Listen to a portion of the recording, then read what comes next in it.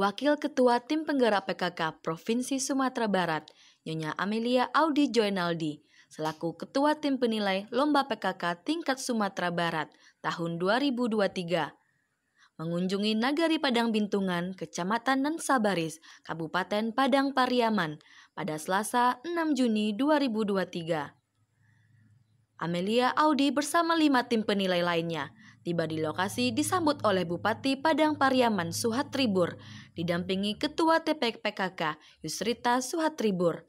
Dalam kunjungan tersebut, tim penilai melakukan penilaian kepada PKK Nagari Padang Bintungan dalam lomba 10 program pokok PKK tingkat Provinsi Sumatera Barat tahun 2023 ini. Bupati Suhatribur meyakini tim penilai akan melakukan penilaian yang objektif dan memberi yang terbaik untuk PKK Padang Pariaman. Apalagi pada tahun sebelumnya, PKK Padang Pariaman menjadi yang terbaik di Sumatera Barat. Penilaian ini tentu tidak mungkin banyak yang juara.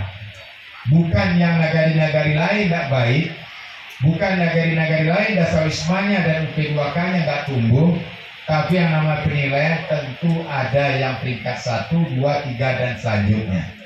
Oleh itu kepada wali negari se-Kabupaten Padang Pariaman yang hadir, tentu jangan menjadi kecewa, jadikanlah semangat untuk bisa mewakili Padang Pariaman untuk lomba tahun-tahun selanjutnya.